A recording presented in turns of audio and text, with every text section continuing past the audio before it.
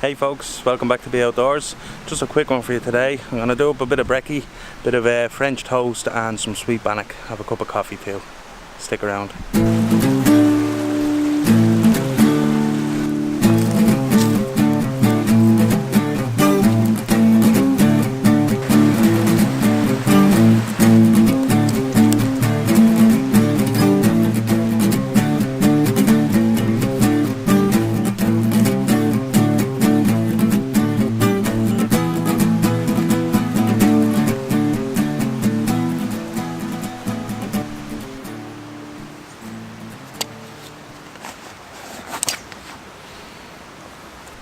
I've been collecting blown down beech off the ground. It was a fairly stormy night here last night, and with beech you generally tend to get a lot of dead limbs falling down and strong wind. I've collected what I could off the ground, anything that's dry anyway. So I've got my silky gumboy here. We're gonna head off there and get some bigger wood. Pro tip, silky gumboy fits in the Laplander pouch and half like that. Here's an example of some of the blowdown that I was talking about. This is beech, probably came from this tree up above me here. Now this is still very green, it's too green to burn at the moment, but I do want to make a handle for my frying pan, so I'm just going to take a limb.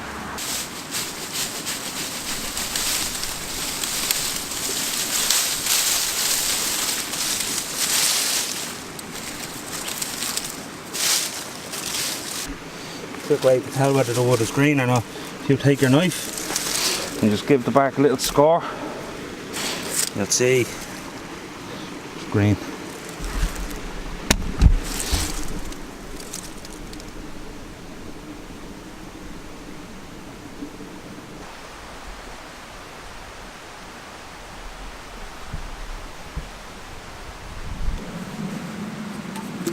I'm using this Life Venture titanium plate as a frying pan. And I want to make a frying pan handle for it. Ideally you want green wood, so this is that fallen beech that I was talking about. It's green.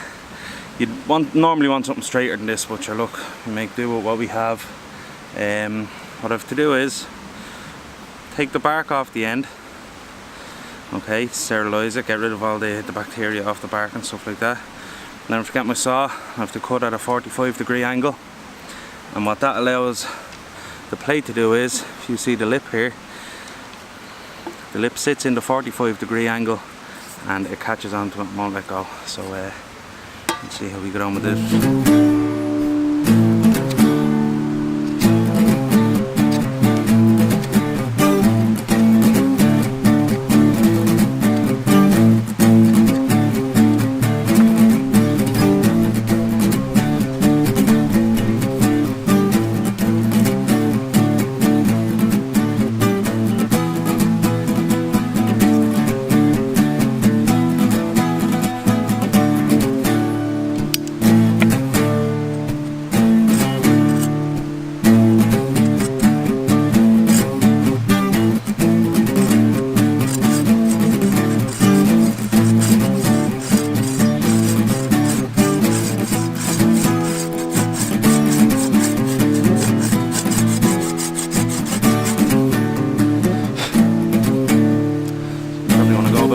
Halfway into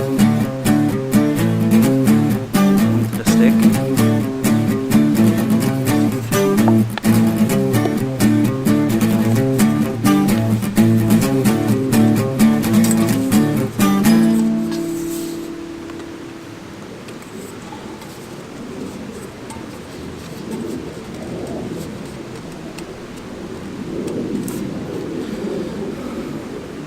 There you go.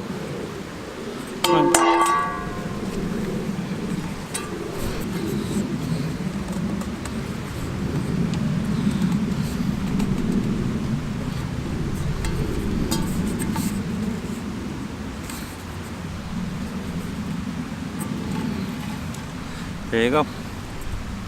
Frying pan handle. I'm going to process some firewood now. One thing to note, you should always keep the twigs and the little limbs and stuff like that off the firewood you're processing, because it makes for great kindling. Get the fire going a lot quicker.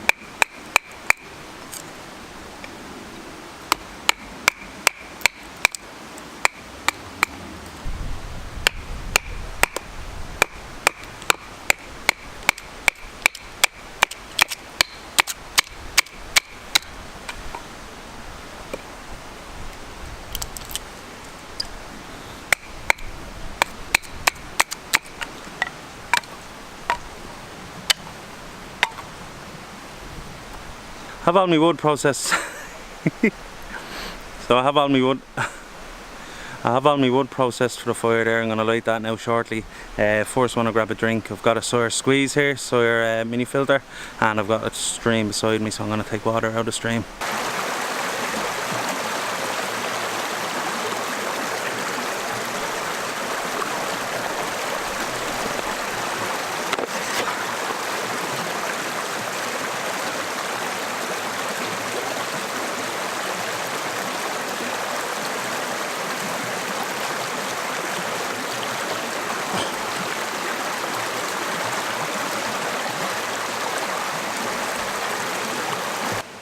The way the Sawyer filter works, it's simple. You've got a squeegee bottle, and you take the lid off.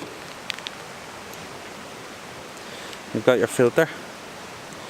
Screw the filter on. You don't want to crank it on. You just just give it a little pinch, nice and tight.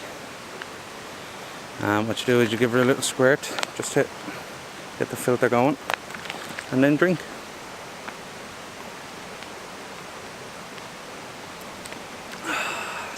That's amazing, amazing. So I'm going to get the fire going now, and what I'm going to use to start the fire is age-old cotton buds and Vaseline.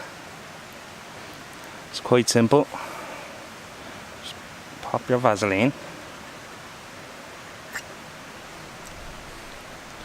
And all I do is give it a rub, just like that, both sides.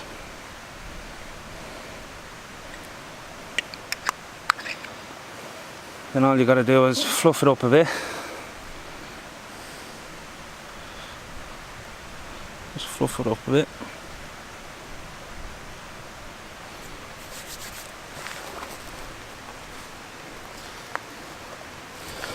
So all the Vaseline really does is it makes it a tinder extender, you know, it makes it burn longer than normal cotton buds. Normal cotton buds would take a spark, no problem, but Vaseline helps them to burn longer to get your kindling on.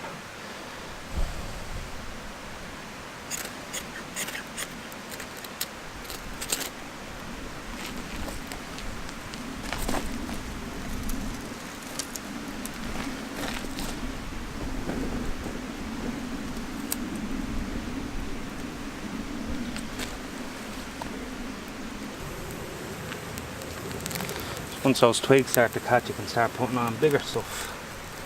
I'm going to use this as a brace. I'm just going to lay some pencil size to thumb size just across like that. You don't want to smother it, so you don't want to just dump it all on. You need to let air get in through it to keep the fire going. I've got a base of beech because I want to do a bit of cooking. That's going to give me some really good coals.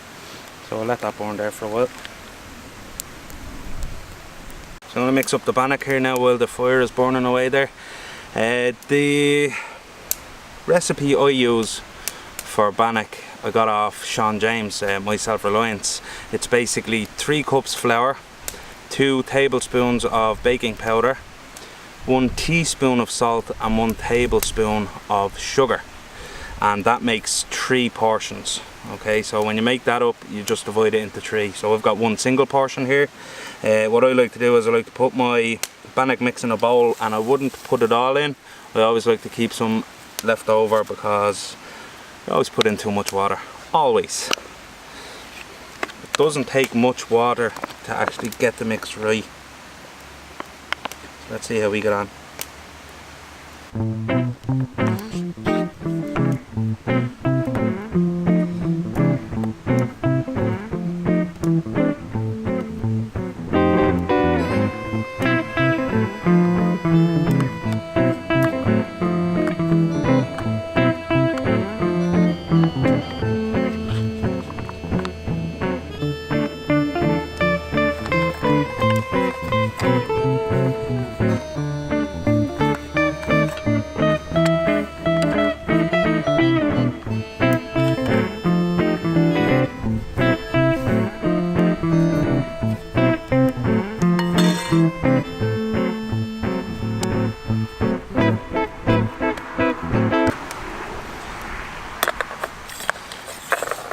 There you go, folks, there's your Bannock dough.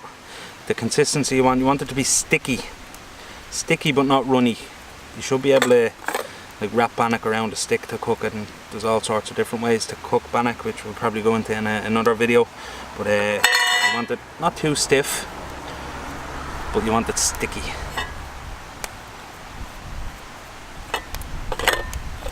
I gotta go wash my hands.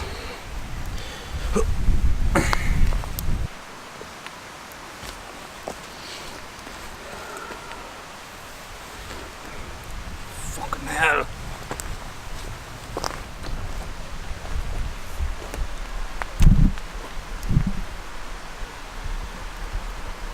Hey folks, it's French toast time. I've got here is just some eggs and milk mixed up. It's like would an omelette or whatever, yeah.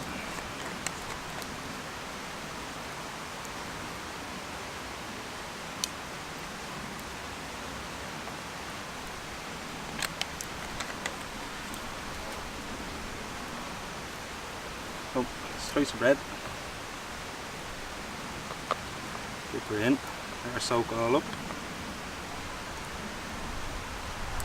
Over the other side.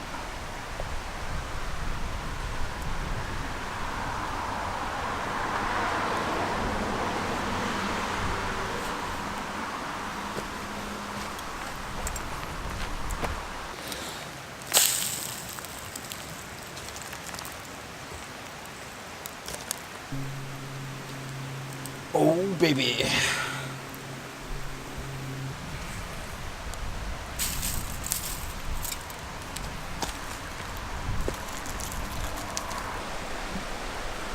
The Bannock is on, and I'm going to eat this all up.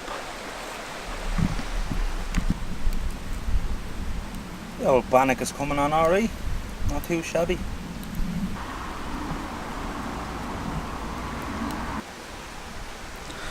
Here she is, folks. Look at that. Oh yeah.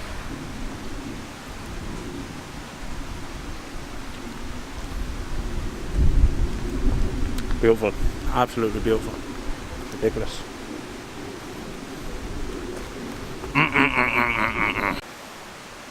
Right folks, that's a wrap from me. I'm just going to find a tray and sit down and chill out and finish off my coffee, and then I'm going to book on out of here. I had fun, I ate well.